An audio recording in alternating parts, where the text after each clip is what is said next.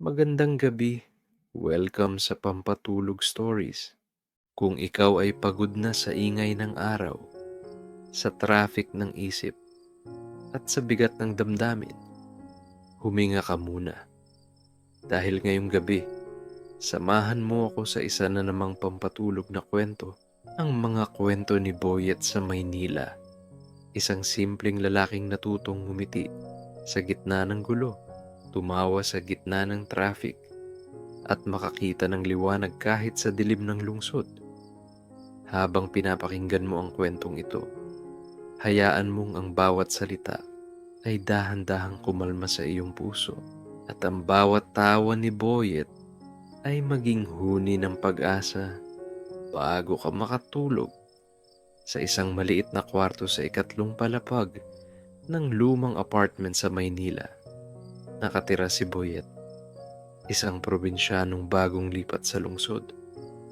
Bitbit niya ang dalawang t-shirt, isang lumang backpack, at isang malaking pangarap na sana sa Maynila.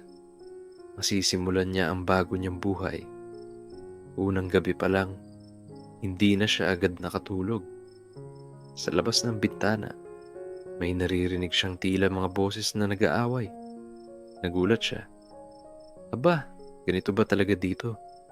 Kakadating ko lang, may suntukan na.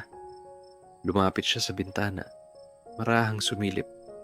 Pero nang marinig niya ang malakas na tugtog ng karaoke, natawa siya. Ay, hindi pala gulot to. May way lang pala. Sa probinsya kasi, ang tanging maririnig sa gabi ay huni ng kuliglig at alon ng hangin. Dito sa Maynila, iba. May humaharurot na tricycle, may kumakain ng fishball kahit alas 11, at may kapitbahay na nagsisigawan habang humihiga. Napatingin siya sa kisame. May 3 butas at isang butiki na parang kasama niyang nagmamasid. Uy, may kasama pala ako rito. Kumusta ka, Tok-Tok? Sabi niya sa butiki. Sabay tawa. Napansin niyang mahina ang hangin galing sa bintana. Mainit, pero may kakaibang amoy ng lungsod. Pinaghalong usok ng jeep, amoy ng pandesal, at pawis ng Maynila. Siguro ganito talaga dito. Magulo, maingay, pero buhay bulong niya. At habang sa labas ay patuloy na umaawit si Kuya sa karaoke, dahan-dahan niyang pinikit ang mga mata. Sa gitna ng trapik, kantahan, at halakhakan, naramdaman niyang hindi siya nag-iisa. At sa unang gabi niya sa Maynila, nakatulog siya sa tunog ng mikropono at halinghing ng lungsod na hindi natutulog. Kinabukasan, maagang nagising si Boyet, hindi dahil sa tilaok ng manok, kundi sa tunog ng cellphone alarm ng kapitbahay. Good morning! Wake up! Wake up! Sabay-sabay na nagring sa 3 kwarto sa tabi niya. Parang may concert ng mga alarm clock sa buong palapag. Napakamot siya ng ulo. Grabe, sa amin, manok ang gigising. Dito, tunog TikTok. Bumangon siya at nagkape. Instant coffee lang, nilagyan ng mainit na tubig galing sa kaldero. Habang umuusok ang tasa, napangiti siya. Ang umaga dito, may halong amoy ng aspalto at pandesal. Lumabas siya ng apartment, dala ang maliit na supot ng tinapay. Sa kalsada, buhay na buhay ang paligid. May batang naglalaro ng tsinelas, may vendor na nag-aalok ng lugaw, at may mga jeep na sabay-sabay na bumubusina. Parang may orkestra ng traffic. Ganito pala sa Maynila, sabi niya sa sarili. Parang lahat nagmamadali, pero walang nakakarating. Habang naglalakad papuntang palengke, napansin niya ang mga pamilyar na eksena. Isang lolang nagwawalis ng kalye, isang lalaki na nag-aayos ng kariton, at si Aling Baby na nagsasampay ng tuwalya sa labas ng tindahan. Uy, Boyet! Bati ni Aling Baby. Gising ka na. Wala kang pasok. Wala pa po. Naghahanap pa ng trabaho. Ah, Magpahinga ka muna. Dito kasi. Trabaho muna bago pahinga. Sabay silang tumawa. Bumili siya ng tinapay. Nilakasan ang loob na magmasid sa paligid. Sa pagitan ng mga gusali, may liwanag ng araw na pilit pumapasok. Sa bawat tao na kanyang nakakasalubong, nakikita niya ang pagod at pag-asa. Pagbalik niya sa apartment, naupo siya sa kama, sumilip sa bintana, at humigop ng kape. Kahit saan kadalhin, sabi niya sa sarili, pare-pareho lang pala. Lahat nag-aabang ng umaga. At doon, sa gitna ng ingay, traffic, at halakhakan ng lungsod, napangiti si Boyet. Kasi sa wakas, alam na niya. Nagsisimula na talaga ang bagong yugto ng buhay niya sa Maynila. Sa kanto ng kalye, kung saan nakatira si Boyet, may tindahang hindi kailanman natutulog. Ang tindahan ni Aling Baby. Dito nagtatagpo ang mga chismis, load transactions, at mga utang na walang resibo. Tuwing umaga, dinig na agad ang boses niya. Boyet, huwag kang maghulog ng piso dyan sa alkansya ko ha. Wala pa kong sukli sa kape mo kahapon. Napalingon si Boyet habang nagkakamot ng ulo. Aba, Aling Baby, hindi pa nga ako bumibili. Sinisingil na ako agad. Di ba kahapon, umutang ka ng kape? Ayan na ang interes. Interes? Akala ko kape lang. Parang bangko pala tong tindahan nyo. Sabay silang natawa. At kahit medyo mataray si Aling Baby, alam ng buong kanto na mabait talaga siya. Lahat ng bagong lipat, tinutulungan niya. Lahat ng gutom, may libreng tinapay. Kahit minsan bawas na sa paninda niya. Habang hinihintay ang kape, napatingin si Boyet sa paligid. Ang mga tao, kanya-kanyang kwento. Si Mang Lito na nag-aayos ng gulong ng tricycle. Si Inday na nag-aalok ng turon. At ang mga bata na naglalaro ng habulan sa gitna ng kalsada. Ang dami niyong suki, Aling Baby, sabi ni Boyet. Aba, oo naman. Dito kasi, kahit walang pera, basta marunong humiti, pwede nang umutang. Di lahat ng tao rito qualified. Sagot ni Boyet sabay tawa. Biglang may bumagsak na tansan mula sa mesa. Yan Boyet, swerte yan, sabi ni Aling Baby. Ibig sabihin, may darating na bisita. Totoo po ba yan? Hindi, gawa-gawa ko lang. Pero di ba, napangiti kita. Napailing si Boyet, sabay-sabing, aba, alam niyo po, dapat may comedy show kayo tuwing gabi. Naku, anak, comedy na nga buhay ko. Libre pa. Habang umuusok ang kape sa tasa, pinanood ni Boyet ang mga ilaw ng tindahan. Mahina pero kumikislap. Parang maliit na bituin sa gitna ng lungsod. Aling Baby, minsan po ba napapagod kayo rito? Tanong niya. Napapagod? Oo. Pero sa Maynila, kahit pagod, kailangan mo pa ring ngumiti. Kasi baka isipin ng iba, sarado ka na. Tahimik silang natawa pareho. Sa bawat simpleng usapan, parang lumalalim ang pag-unawa ni Boyet sa buhay lungsod. Dito, kahit maliit na tindahan, may puwang para sa mga kwento at tawanan. Bago siya umalis, binigyan siya ni Aling Baby ng pandesal.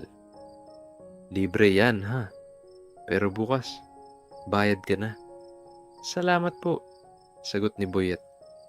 Huwag mong sabihing mabait ako, Boyet. Baka maningil pa ako bukas. Habang naglalakad pa uwi, nakangiti siya. Ang aroma ng kape, ang tawanan sa kanto, at ang liwanag mula sa tindahan ni Aling Baby ay parang musika sa maingay na lungsod. At habang hawak ang libreng pandesal, napaisip siya, minsan, yung mga simpleng tao tulad ni Aling Baby, sila pala yung bumubuo ng ganda ng Maynila. Habang sumasakay si Boyet sa jeep papuntang Quiapo, napansin niya agad ang pamilyar na eksena.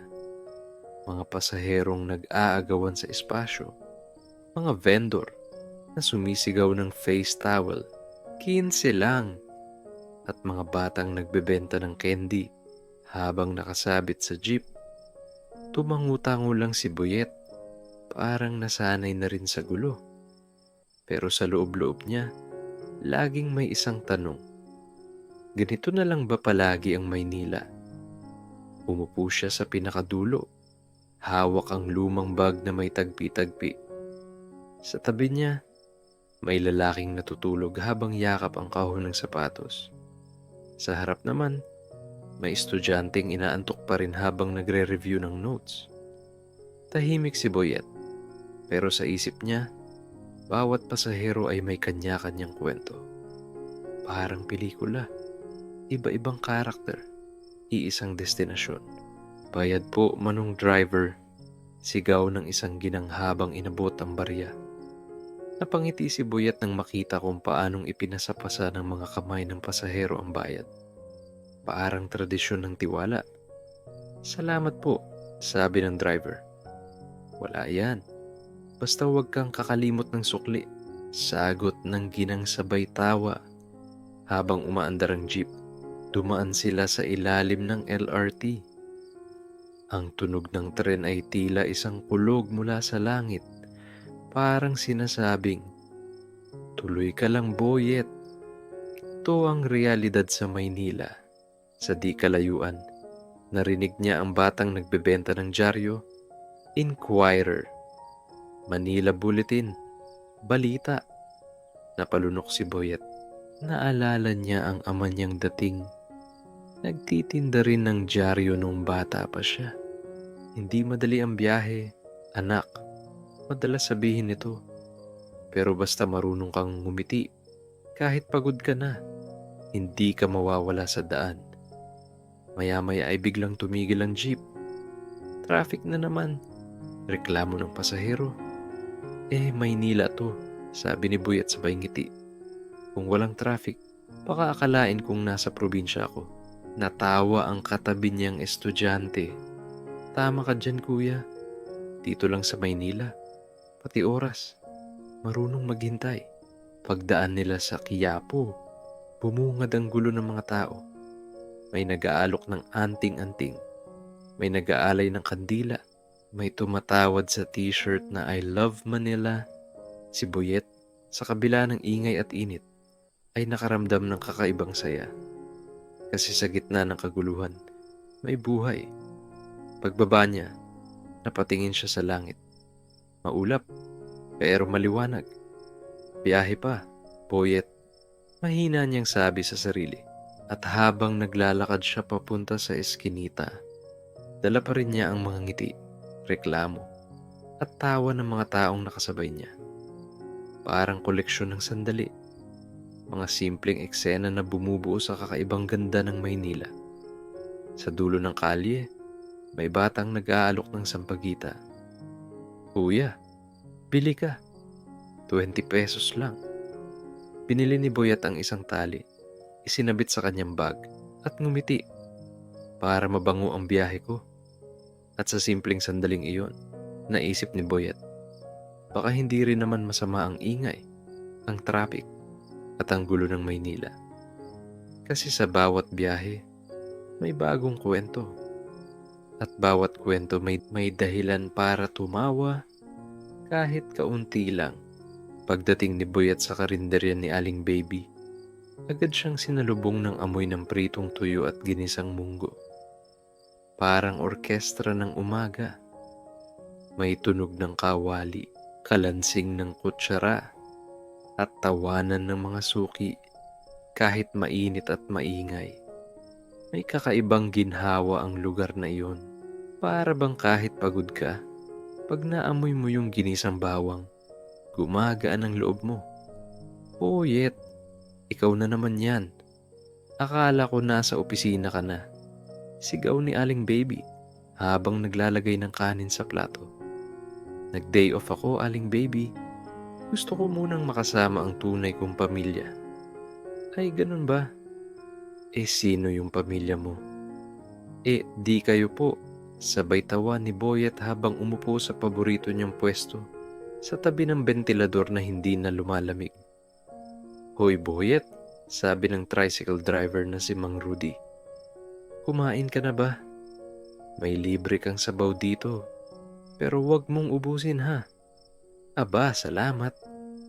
Pero baka pag natikman ko, hindi ko mapigilan," sagot ni Boyet. Nagkatawanan ng buong karinderya. Kahit simpleng biro lang, sapat na para mapawi ang antok ng mga tao. Habang kumakain ng ginisang munggo at tuyo, napansin ni Boyet kung gaano kasimple, pero makulay ang eksena. Si Mang Rudy ay nagkukwento ng nakakatawang karanasan sa pasahero na ayaw magbayad. Si Aling Baby naman ay sumasabay sa tawa habang hinahabol ang lumilipad na resibo. "Ay naku, Boyet," sabi ni Aling Baby. "Itong si Rudy, akala mo stand-up comedian, pero pag humirit ng utang, seryosong seryoso." Kasi, Baby," sagot ni Rudy, "sa hirap ng buhay, dapat marunong tayong tumawa kahit utang na." Sabay-sabay silang nagtawanan. Tahimik lang si Boyet habang kumakain, pero sa loob niya, ramdam niyang ito ang mga sandaling gusto niyang tandaan. Yung walang ingay ng makina o sermon ng boss. Dito, ang ingay ay halakhak. Ang traffic ay pila ng mga gutom pero masayang tao. Pagkatapos kumain, inilabas ni Boyet ang maliit na harmonika mula sa bulsa. "Uy Boyet, ano yan?" tanong ni Aling Baby. "Pampatulog ng mga busog," sagot niya sabay ngiti. Tapos ay tumugtog siya ng simpleng himig. Mabagal, parang hangin sa tanghali. Habang tumutugtog siya, natahimik sandali ang karinderya. Si Mang Rudy ay napapikit. Si Aling Baby ay napahinto sa pagsandok ng ulam. At ang iba namang suki ay bahagyang napangiti. Pagkatapos ng tugtugin, palakpakan ng lahat. "Aba, Boyet, dapat may talent show ka," sigaw ni Aling Baby. "Pwede rin," sagot niya. Ang premyo, libreng adobo. Tumawa ulit ang lahat. At sa gitna ng tawanan, naramdaman ni Boyet ang kakaibang tahimik na saya. Yung tipong simple lang, pero ramdam mo sa puso. Wala siyang pera o posisyon, pero naroon siya, kasama ang mga taong totoo, sa gitna ng amoy ng mantika at halakhak. Bago umalis, tumingin siya kay Aling Baby at ngumiti. "Salamat po. Hindi lang tiyan ko ang nabusog ngayon, pati kaluluwa." "Bumalik ka bukas, Boyet," sabi ni Aling Baby. "Baka may bagong ulam. Baka may bagong tawanan." Habang lumalabas si Boyet sa karinderya, narinig pa niya ang tawa ni Mang Rudy at ang tunog ng kawali. At sa bawat hakbang niya sa kalsada, dala-dala niya ang amoy ng bawang at init ng karinderya. Parang paalala na sa gitna ng abalang lungsod, may mga lugar pa ring marunong tumawa ng totoo. Pagkatapos ng tanghalian sa karinderya ni Aling Baby, naglakad-lakad si Boyet papuntang Luneta. Sabi niya sa sarili, wala namang masama kung magpahinga muna sa gitna ng araw. Tutal, libre naman ang hangin. Habang naglalakad, dala niya ang maliit na plastic ng banana Q, pampalipas gutom at pampatamis ng hapon. Pagdating niya sa Luneta, sinalubong siya ng mga punot damo. Parang bumati ang buong parke ng, "Uy Boyet, matagal kang nawala." Napangiti siya at naupo sa ilalim ng punong akasya. Sa paligid, may mga pamilyang nagpipiknik, magkasintahang nagsiselfie, at mga batang humahabol ng bula ng sabon. "Ang sarap palang tumambay dito," bulong niya. "Libre na, may bonus pang drama ng buhay." Maya-maya, lumapit ang matandang nagbebenta ng ice cream. "Popsicle, anak. 3 klase. Ube, cheese, o yung lasang hindi mo alam pero masarap pa rin." Natawa si Boyet. "Yung lasang misteryo nga po." Habang kinakain niya ang popsicle, Napansin niya ang batang lalaki sa di kalayuan, hawak ang maliit na bangkang papel na pinapalutang sa fountain. Lumapit si Boyet.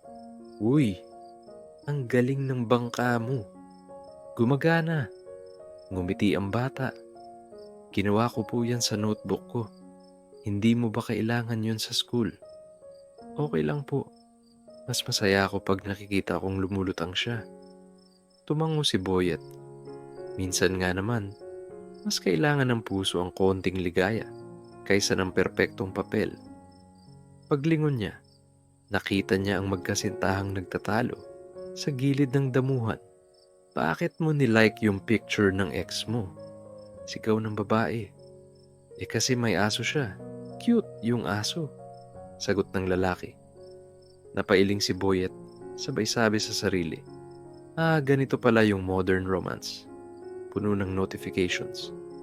Ngumiti siya, nilingon ng batang naglalaro, at parang biglang naisip, "Bata, sana pag tumanda ka, marunong ka pa ring tumawa kahit masakit ang wifi signal ng buhay."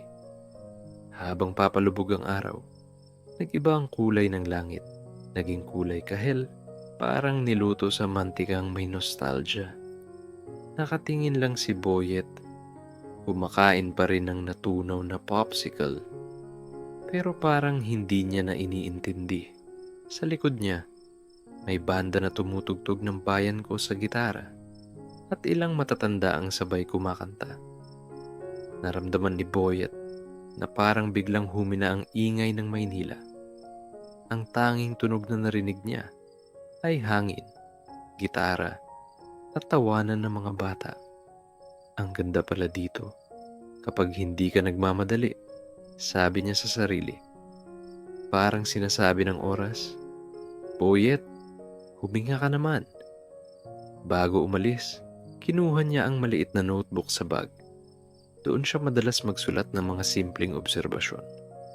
Sa pahina ng araw na iyon sinulat niya, "Sa luneta ko naintindihan, hindi lahat ng biyahe kailangang mabilis. Minsan, mas masarap yung dahan-dahan, yung may ice cream sa kamay at halakhak sa paligid." Pagkatapos, isinara niya ang notebook at ngumiti. Sa gitna ng hapon at halong tunog ng Maynila, ramdam ni Boyet na kahit magulo ang lungsod, may mga sandaling tahimik. At minsan, yung katahimikan na yun ang pinakamagandang musika.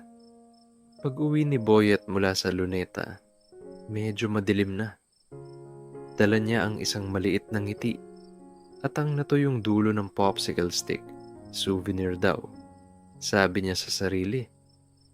Habang naglalakad sa kahabaan ng Taft Avenue, nagsisimulang magliwanag ang mga poste ng ilaw. Parang mga bituin na bumaba sa lupa para lang sabihing, "Uy, Boyet, tapos na ang araw mo." Pero hindi pa tapos ang kwento mo. Maraming tao sa paligid, mga estudyanteng nagmamadaling umuwi, mga vendor na nag-aayos ng paninda, at mga jeep na parang nag-uusap sa lakas ng busina. "Pip, Pip, sandali lang pre, sakay na." Lahat sabay-sabay. Pero imbes na mainis, napangiti si Boyet. Sabi niya sa sarili, ito yung musika ng Maynila, hindi tahimik, pero buhay na buhay. Pagdating niya sa tapat ng lumang simbahan, may nakita siyang tindero ng ilaw, mga maliliit na parol na gawa sa plastik at lumang bote. "Kuya, magkano po yung maliit?" tanong ni Boyet. ₱50 lang, bossing. Pero pag binili mo ngayon, may libreng kwento." Napatawa si Boyet. "Libreng kwento? Sige nga, ano yung kwento?" Sabi ng tindero. "Itong parol na ito, ginawa ko nung brownout." Sabi ko sa sarili ko, kahit walang kuryente, basta may liwanag sa loob, hindi ka mawawala. Tahimik lang si Boyet sandali. Tapos, kinuha niya yung parol at binayaran. Aba, sulit na sulit. May ilaw na, may aral pa. Habang naglalakad pa uwi, Tangan-tangan niya ang maliit na parol na kumikislap sa loob ng plastik. Sa gitna ng traffic at ingay ng kalsada, parang iyon lang ang tahimik. Dumadaan siya sa mga tindahan ng cellphone, sa mga karito ng fishball, at sa mga estero na may sariling amoy ng Maynila. Amoy ng pawis, aspalto, at pag-asa. May batang lumapit sa kanya. Marumi ang damit, pero may ningning ang mata. "Kuya, ang ganda ng ilaw mo. Gusto mo bang hawakan?" Tumango ang bata. Hinawakan niya ang parol at ngumiti ng malaki. Ang liwanag. Parang hindi siya natatakot sa dilim. Ngumiti rin si Boyet. Hindi nga. Kasi minsan, yung ilaw, hindi mo kailangang ilagay sa kisame. Dapat nasa puso mo lang. "Kuya, gusto ko rin ng ganyan." "Balang araw magkakaroon ka rin," sabi ni Boyet sabay kindat. "Basta huwag kang tumigil mangarap kahit walang battery." Natawa ang bata at sabay silang ngumiti. Pag-uwi ni Boyet sa maliit niyang kwarto, isinabit niya ang parol sa bintana. Sa labas, rinig pa rin ang busina ng mga jeep, tawanan ng mga kapitbahay, at sigaw ng mga nag-aalok ng lugaw. Pero sa loob ng silid, payapa. Umupo siya, kinuha ang harmonika, at tumugtog ng malumanay na himig. Ang ilaw mula sa parol ay kumikislap-kislap, parang sinasabayan ng bawat nota. At sa gabing iyon, habang pinapanood niya ang liwanag, naisip ni Boyet, siguro ganito rin ang Maynila. Magulo, maingay, pero sa kabila ng lahat, laging may mumunting ilaw na hindi nagpapatalo sa dilim. Ngumiti siya, humiga, at bago tuluyang pumikit ay mahina niyang bumulong, "Salamat, Maynila. Kahit magulo ka, marunong ka pa rin ngumiti." Tahimik ang gabi sa Maynila. Sa labas ng bintana ni Boyet, maririnig pa rin ang tunog ng jeep na bumubusina, ang malayong tawanan ng mga nagiinuman, at ang huni ng kuliglig na parang nakikisabay sa ritmo ng lungsod. Ngunit sa loob ng maliit niyang kwarto, payapa ang lahat. May liwanag mula sa parol na binili niya, at may lamig ng hangin na dumadaan sa lumang kurtina. Nakaupo si Boyet sa gilid ng kama, bitbit ang kanyang harmonika. Sa tabi niya, nakahanda ang isang tasa ng kape. Medyo malamig na, pero ayaw pa rin niyang inumin. "Sayang, baka magising ako ulit," sabi niya sa sarili sabay ngiti. Tumingala siya sa kisame na may bakas ng lumang tagpi at pader na dati kulay puti pa. Aba, Boyet, bulong niya. Ang dami mo na palang nadaanan. Dati, pangarap mo lang makapunta sa Maynila. Ngayon, parang bahay mo na rin. Natawa siya ng mahina. Bahay nga lang na marunong mag-ingay kahit 10 oras na. Habang hawak ang harmonika, tumugtog siya ng mabagal na awitin. Hindi ito kanta ng lungkot, kundi ng pasasalamat.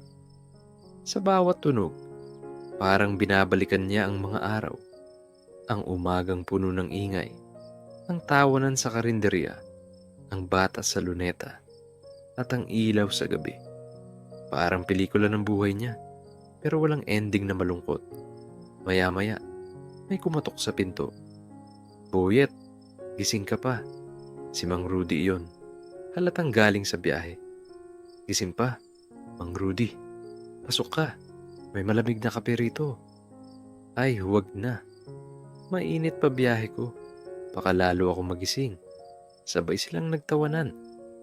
"Anong ginagawa mo dyan?" tanong ni Rudy. "Tumutugtog lang po. Para wag makalimutan ng Maynila na marunong pa rin siyang tumahimik kahit minsan."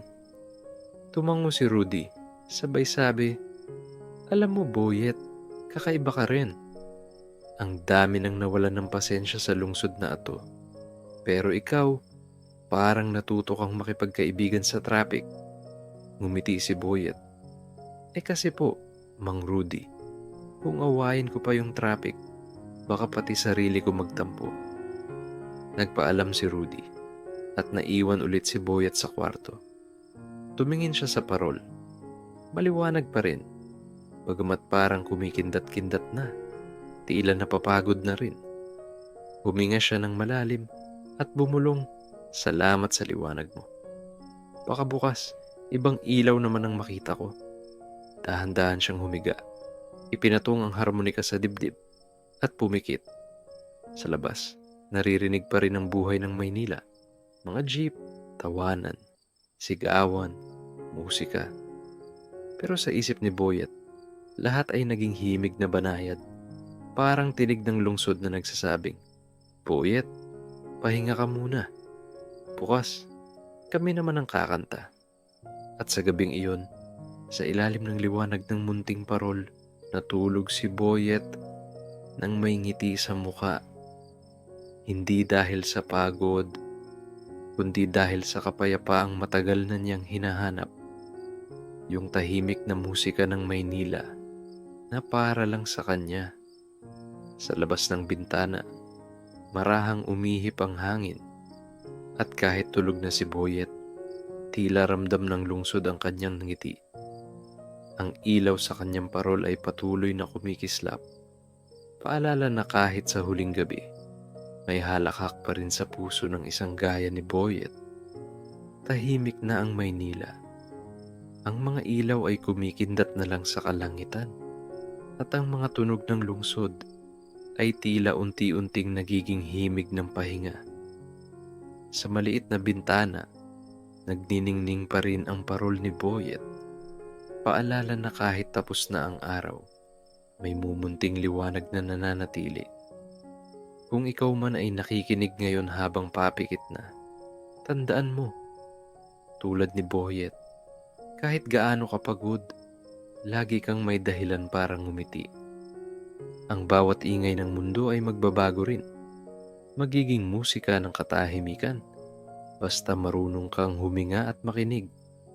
Kaya ngayon, hayaang dahan-dahan kang dalhin ng kwentong ito sa malambot na yakap ng gabi. Pumikit ka na, huminga ng malalim at matulog ng payapa. Dahil bukas, may panibagong kwento na naman si Boyet. At baka, kwento mo na rin. Kung nagustuhan mo ang kwentong ito, huwag mong kalimutang mag-like, share, at subscribe sa ating channel. Hanggang sa susunod na pampatulog na kwento, magandang gabi.